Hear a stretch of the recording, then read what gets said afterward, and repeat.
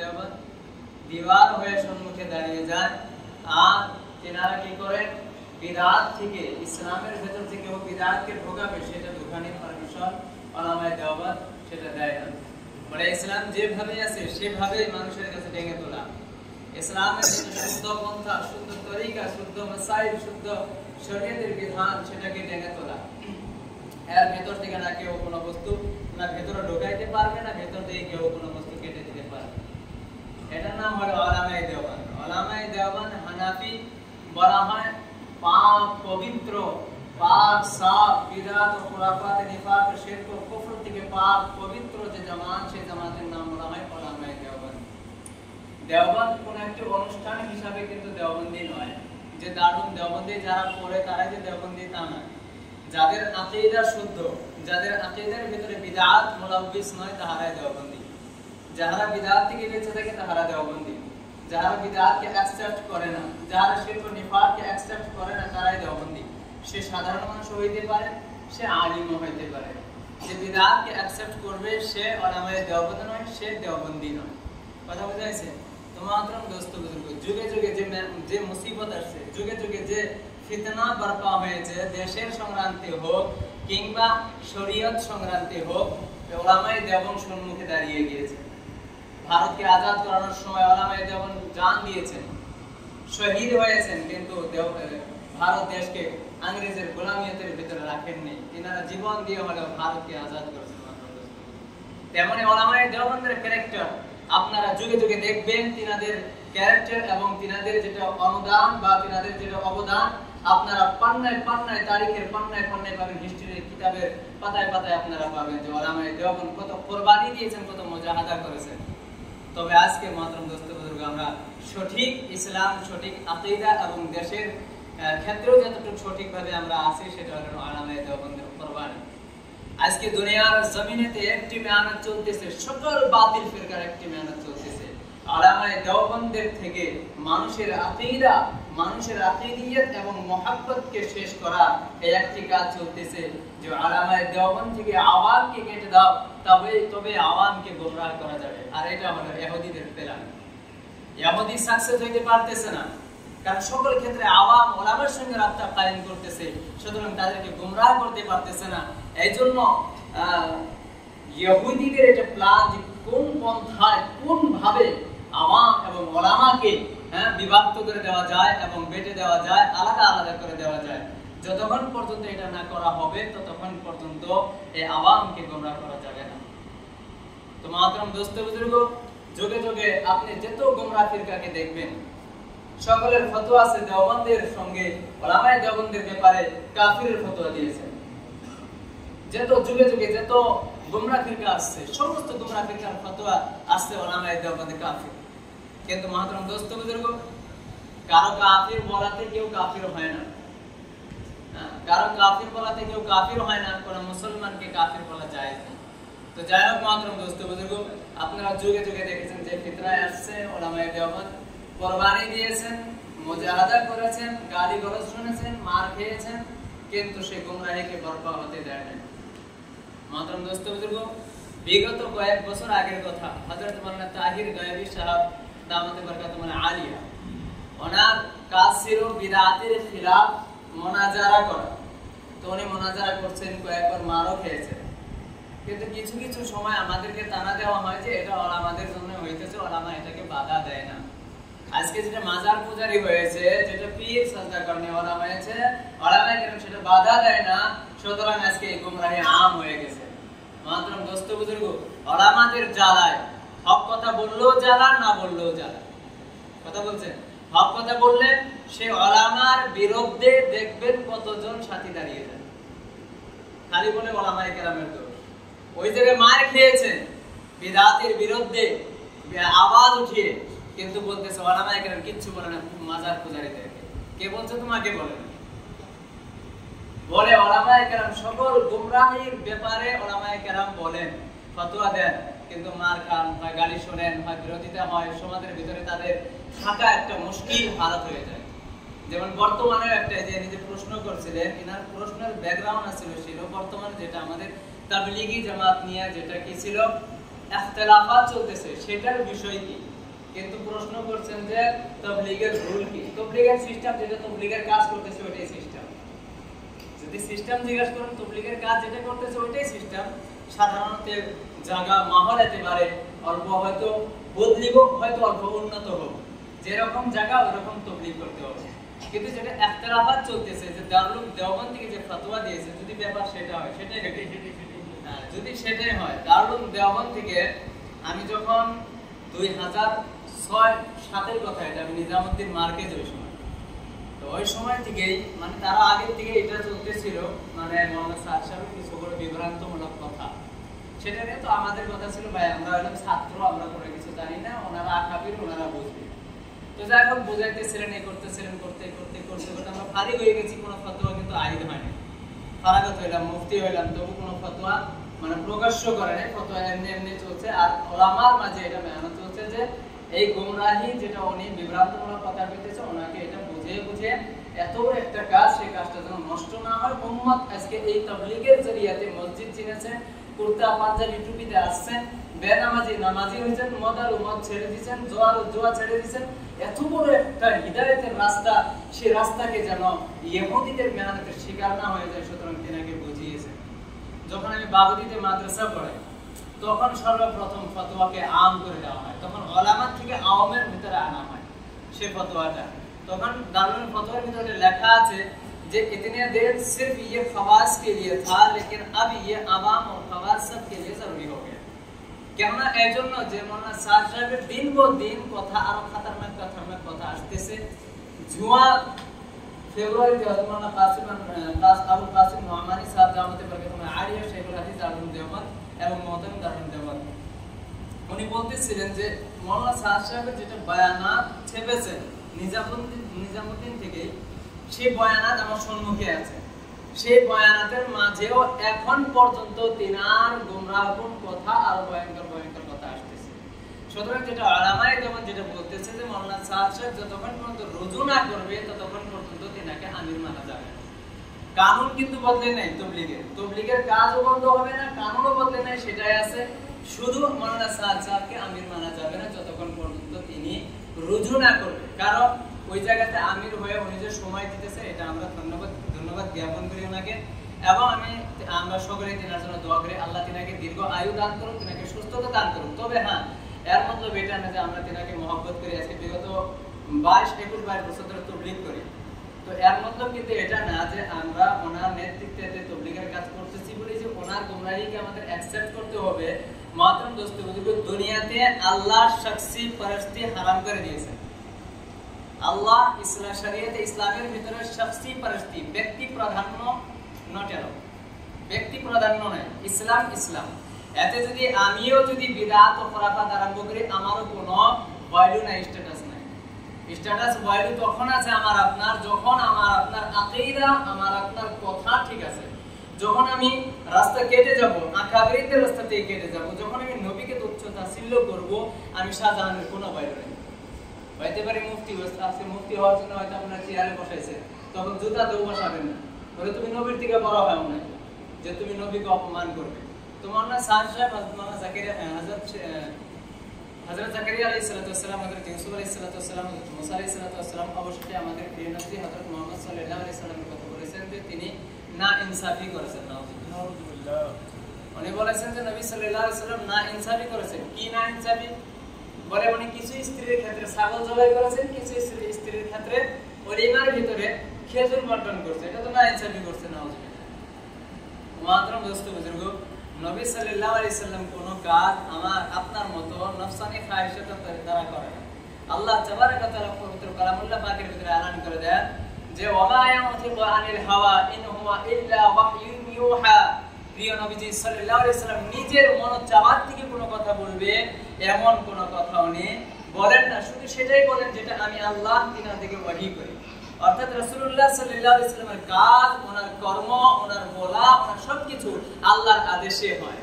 এত লফজি মানবী সবকিছু বাক্য আল্লাহ দিয়েছেন, মানা আল্লাহ দিয়েছেন, এরকম হতে পারে।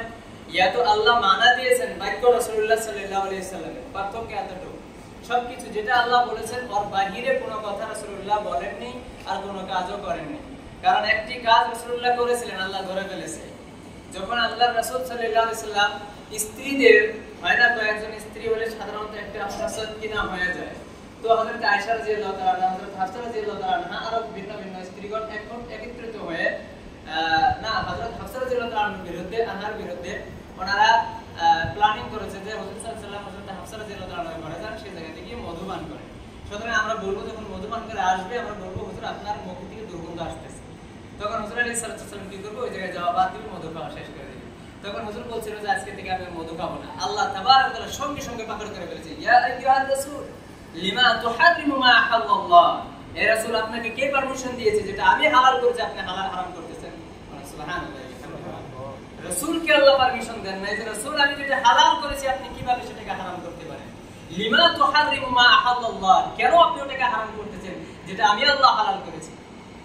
সুতরাং মহতরম দোস্ত, রাসূলকে পারমিশন দেন নাই, তাহলে আমি আপনি কোন জায়গার কোন ক্ষেত্রে মোলা হলেন যে আমাকে আপনাকে শরীয়তের ভিতরে কোন বস্তু ঢোকানি বা বাইর করার পারমিশন দেবে?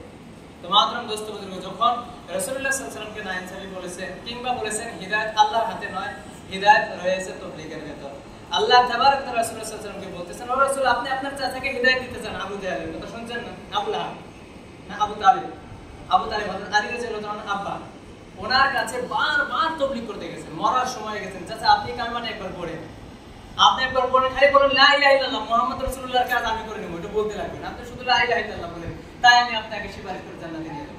তখন আল্লাহ বলেন, হে রাসূল আপনি যাকে চান হিদায়াত দিবেন পারবেন না, আমি আল্লাহ যাকে চাই তাকে আমি হিদায়াত দেব। সুবহানাল্লাহ। রাসূলুল্লাহ সাল্লাল্লাহু আলাইহি ওয়াসাল্লাম বলেন, ইন্নামা আনা মুবাল্লিগুন আল্লাহু ইয়াহদি ওয়া ইন্নামা আনা কাসিমুন আল্লাহু ইউতি, আমি তো শুধুমাত্র আল্লাহর পয়গামকে মানুষের মাঝে প্রচার করি, হিদায়াত দেওয়ার ওয়ালা মালিক শুধুমাত্র আল্লাহ। তো রাসূলুল্লাহ বলতেছেন আল্লাহর হাতে হিদায়াত, আমার হাতে হিদায়াত নেই। তখন হযরত মাওলানা সাদ সাহেব বলেন যে যদি হিদায়াত আল্লাহর হাতে থাকতো তাহলে যুগে যুগে নবীগণকে কেন পাঠিয়েছে? পাঠানোর কোনো দরকার ছিল না।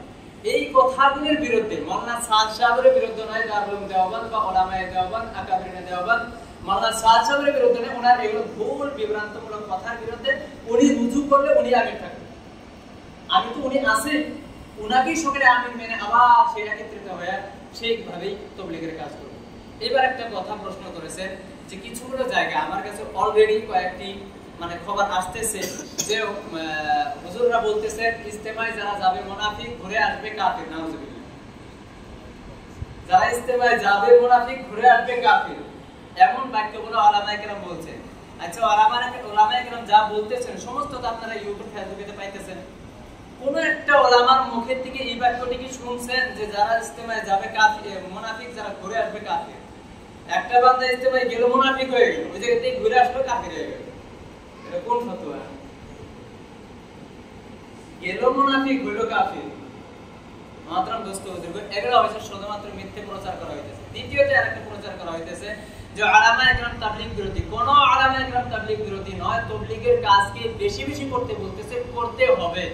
তবে হ্যাঁ এতটুকু বলতেছে যতদিন পর্যন্ত উনি রুজু করে নাই ততদিন পর্যন্ত আপনারা কি করেন, যেমন আলেমী শোরা যেটা আছে, সে আলেমী শোরা যে জায়গাতে নাকি গোমরাহি পাওয়া যায় না, আর আলেমী শোরাতে না তো কোনো মার্কেট নির্দিষ্ট করা হয়েছে, কারণ এই জন্য নির্দিষ্ট করা হয় না কোনো মার্কেট যে যদি রুজু করে তাহলে মার্কেট তো আমাদের আছে, ভিন্ন মার্কেটের দরকার নেই।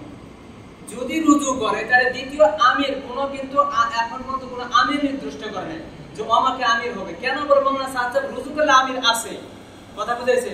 ভিন্ন কোন রাস্তায় অবলম্বন উলামায়ে দমন করে না, কিন্তু বলতে তাবলীগের কাজ করো এবং সমস্ত উলামায়ে কেরাম যতটুকু সম্ভব তাবলীগের কাজ করতেছে।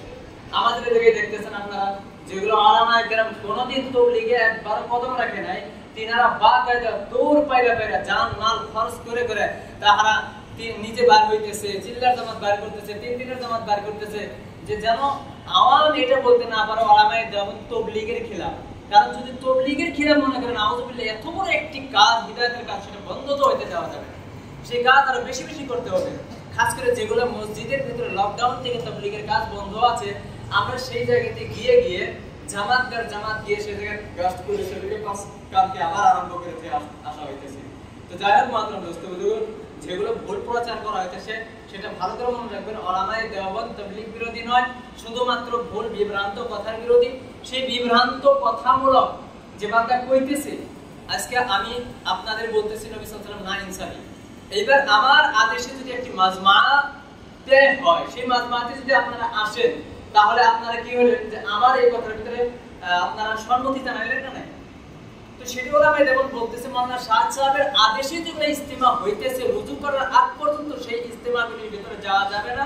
বলে কেন? বলে পবিত্র কালামুল্লাহ পাকের ভিতরে আল্লাহ পাক সুবহানাহু ওয়া তাআলা বলে দিয়েছেন ওয়া তাআবানু আলাল বিররি ওয়াত তাকওয়া ওয়া লা তাআবানু আলাল ইথমি ওয়াল উদওয়ান। আল্লাহ বলতেছে তোমরা নেক কাজের ভিতরে, তাকওয়া পরহেজগারের কাজের ভিতরে তোমরা কি করো? সহায় ও সহযোগিতা করো। গুনাহের কাজের ভিতরে, দুশমনের কাজের ভিতরে, নাফরমানির কাজের ভিতরে তোমরা কোশ্চিনকালে সহায় ও সহযোগিতা করিও না।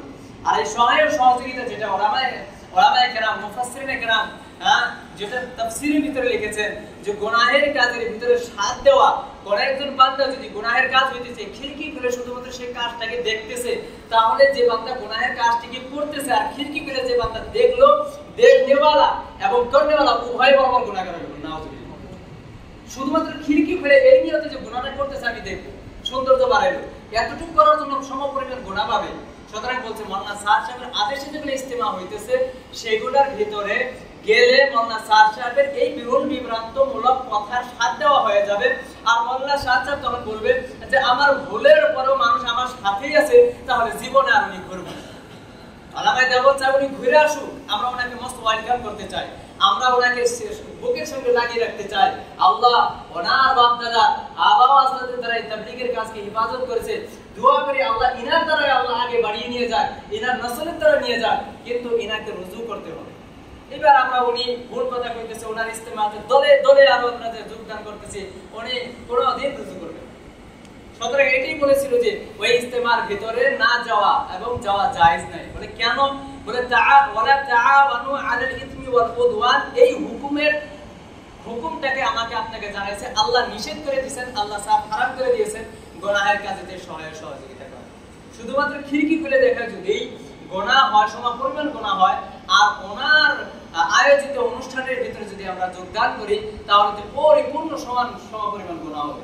সুতরাং সেটাই ওলামায়ে দেওবন্দ বলেছে যে সেগুলো ইজতিমাতে যাওয়া না যায়। কিন্তু ইতিপূর্বে এটাই কিন্তু না যে ইজতিমা তাহলে তো হওয়া যাবে না, এটা তো না। অলরেডি ইজতিমা বাকায়দা ওলামায়ে কেরাম করছেন, এর আগে সেটাতে যাওয়ার জন্য বারবার বলেছেন। আর জায়গায় জায়গায় ইজতিমা হইতেছে বলে সেগুলাতে যান, কারণ এই মেজরিটি যে ইজতিমা হয়েছে সেটা তো বন্ধ রাখা যাবে না। তবে মাওলানা স্যার সাহেবকে ঘুরে আনতে হবে, এই ইজতিমার কাজও আবার জারি রাখতে হবে। সমস্ত কাজ ওলামায়ে দেওবন্দ করতেছে। দেখেন যারা মাদ্রাসা পড়া তারা যে পরিপূর্ণ তাবলীগ নিয়ে চলতে পারবে এটা সম্ভব না। আজকে আমাদের সাধারণত যেটা মাদ্রাসা চাঁদা দান বরগের উপর চলে, সেটা মেহনত করতে হয়, মাদ্রাসা পড়াইতে হয়, স্টাডি করতে হয় কিতাবগুলিকে, এবং সেই মাদ্রাসা পরিচালনা করার জন্য সেগুলো কালেকশনের ভিতরে দৌড়াইতে হয়। ওলামায়ে কেরাম চান যে ওনারা ঘুরে আসুক, কাজ যেভাবে আবার চলছে ওইভাবে চলতে থাকবে। শুধু কিছুদিন ওলামায়ে কেরাম সাথ দিতেছে, পরিপূর্ণতায় সাথ আর এইভাবে তো নিয়ে চলাটা ওলামায়ে কেরামের সম্ভব না। এই বড় বড় মাদ্রাসাগুলিতে ওনারা চলাই করে। সুতরাং এটা কোনো ভুল আপনারা কোনোদিনও এটা নেবেন না যে তাবলীগ করে দিই, তাবলীগের কাজ আগে যেমন করছেন তার থেকে বেশি করতে হবে। আমি একটি কথা খুবই বলি যে যেরকম জানাজার নামাজ ফরজে কিফায়া আমরা সকলে আদায় করি না, যারা নামাজ পড়ি না তারাও কিন্তু ফরজে কিফায়া বলে আমরা সেই জানাজার নামাজে শরীক হই। তাবলীগও ফরজে কিফায়া, যদি ওইটা করতেছি তাহলে এটা কেন করব না? ওটাও ফরজে কিফায়া, এটাও ফরজে কিফায়া। যারা 5 ওয়াক্ত নামাজ পড়ি না তারাও জানাজা পড়ি, যারা 5 ওয়াক্ত নামাজ পড়ি না তারাও তাবলীগ করি। কারণ তাবলীগের ভিতর যখন আমরা লাগবো তখন আমরা সঠিক ইসলামকে বুঝতে পারবো, তাই না? সুতরাং এই ফাজাইলে আমল কিন্তু পড়তে হবে। আমাদের তাবলীগের নেশাব হলো ফাজাইলে আমল, মুনতাকাব হাদিস না। মুনতাকাব হাদিস আজ পর্যন্ত এটাকে নেশাব বিলে নেওয়া হয় না। মুনতাকাব হাদিস শুধুমাত্র উলামায়ে কেরামের পার্সোনাল মুতালার জন্য। কারণ এই মুনতাকাব হাদিসের ভিতরে বহুত হাদিস এমন আছে যেটা মাসাইলের ক্ষেত্রে, যেটা উলামায়ে কেরামের বুঝতে প্রশ্ন মাথায় ঘুরে যায়, বোঝা আসে না। মাসাইলের হাদিসগুলো এমনই। সুতরাং সেটা শুধুমাত্র উলামায়ে কেরামের মুতালার জন্য, পার্সোনাল মুতালার জন্য। আর ফাজাইলে আমলটি হলো এটা হলো তাবলীগের নেশাব। এটা তাবলীগের একটা কি পাঠ্যক্রম হয় না, যেরকম একটা ক্লাসের একটা কি বান্দা থাকে একটা নেশাব, আমরা উর্দুতে কই নেশাব, হ্যাঁ সিলেবাস। তো এই তাবলীগের সিলেবাস হলো ফাজাইলে আমল। তাবলীগের একটাই কিতাব, এটাকে পড়া। আর হায়াতুস সাহাবার তো মাসিক জোরের ভিতরে। তো যাই হোক মাত্র বুঝতে বুঝব আমরা যেন ভুল ব্যাপারের ভিতরে না থাকি। ওলামায়ে দেওবন্দ যেটা ফতোয়া দিয়েছে, দেওবন্দের সাথে আমাদের চিরজীবন থাকতে হবে। কারণ দেওবন্দ আমাদেরকে সঠিক পন্থায় আমাদেরকে চলায়। আর দেওবন্দ এমন একটা ওয়াহিদ ইদারা, সারা বিশ্বের বুকে একটা ইদারা, যে ইদারার ফতোয়ার বিশ্বের কোনায় কোনায় সেটাকে অ্যাকসেপ্ট করে।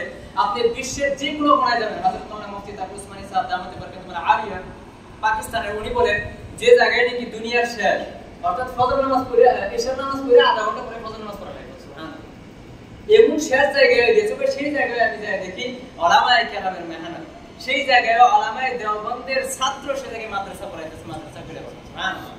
তো সেই জায়গায় যে উলামায়ে দেওবন্দের হযরত মাওলানা ইলিয়াস কান্তরী রাহমাতুল্লাহ আলাইহির মুরিদ ওই জায়গায় তাবলীগের কাজকে পাবন্দির সাথে জায়গাতে করছে সুবহানাল্লাহ।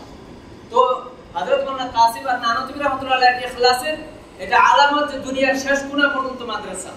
হযরত মাওলানা ইলিয়াস কান্তরী রাহমাতুল্লাহ আলাইহির ইখলাসের তাকাজা এটা বোঝা গেল যে ওনার কি রকম ইখলাস ছিল যে তাবলীগের কাজ দুনিয়ার শেষ কোণায় করছে সুবহানাল্লাহ।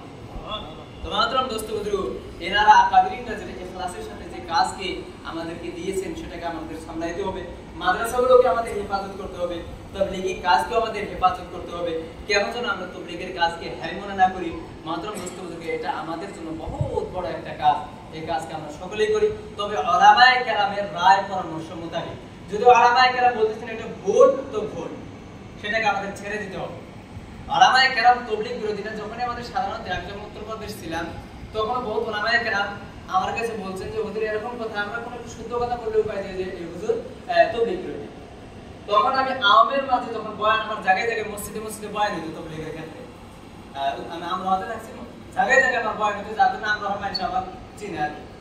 তো ওই সময় আমি বয়ানের মধ্যে একটা কথাই রাখতাম, আমি তাবলীগের কাজ করি, আমি শাহজাহানের সাথে সালাম করেন না করেন, যে তাবলীগের কাজের সাথে যে আলিম জুড়ে নেয় তার সঙ্গে সালাম দোয়া করেন এবং তার কাছে মাসলা মাসাইল জিজ্ঞাসা বলে কেন বলে এই জন্য একটা যেটা মনোভাব আওয়াম এবং ওলামার মাঝে একটা ঢুকে গেছে, সেটা হলো যে আওয়াম তাবলীগী জামাত ওলারা যারা তাবলীগে না যায় তাকে আলিমই মনে করে, যে তাবলীগে যায় নগণ্য আলিম হইলো তার কাছে ফতোয়া জিজ্ঞাসা করে, মাসাইল জিজ্ঞাসা করে। মানে মাতরম দোস্ত বুজুর্গ, যার সালাহিয়ত কম, আমাদের উস্তাদ দৌরা হাদিসের ভিতরে বারবার কইছে যে নাকি মাদ্রাসা পড়ানোর যার সক্ষম নাই, যার সালাহিয়ত নাই, সে তাবলীগের সাথে, কারণ তাবলীগের কাজ উলামায়ে কেরাম এগিয়ে দিয়ে যেতে হবে। যার মাদ্রাসা পড়ানোর সালাহিয়ত আছে, যেটুকু পারো তাবলীগের সাথ দিবে এবং মাদ্রাসার কাজকে পরিপূর্ণ করবে। তো মাতরম দোস্ত বুজুর্গ, যাই হোক, তো এখন নিশ্চয়ই আশা করি আপনারা সকলে বুঝে গিয়েছেন উলামায়ে কেরাম তাবলীগ বিরোধী নয়, শুধুমাত্র মাওলানা সাদ সাহেবের যেগুলো 200 ঊর্ধ্বে, যেটা ইসলাম বিরোধী, নবী বিরোধী এবং আল্লাহ বিরোধী, কোরআন বিরোধী, সাহাবা বিরোধী বা তাবিঈনদের বিরোধী বা তাবলীগের কাজের বিরোধী যেগুলো কথা বলতেছেন সেগুলো কথার বিরুদ্ধে, আর যেগুলো ওনার শুদ্ধ কথা সেগুলোর বিরোধী কেউ কোনোদিন করে নাই আর করবেও না। তাবলীগের কাজ আমাদের সকলকে করতে হবে। আল্লাহ পাক সুবহানাহু ওয়া তাআলা আমাদের সকলকে উলামায়ে দেওবন্দের সম্মান করে এবং আকাবিরিনদের সম্মান করে আমাদের সকলকে তাবলীগের কাজ করার তৌফিক দেন এবং ভুল বিভ্রান্তমূলক কথা থেকে আমাদের সকলকে বেঁচে থাকার তৌফিক দেন। ওয়া আখিরু দাওয়ানা আলহামদুলিল্লাহি রাব্বিল আলামিন।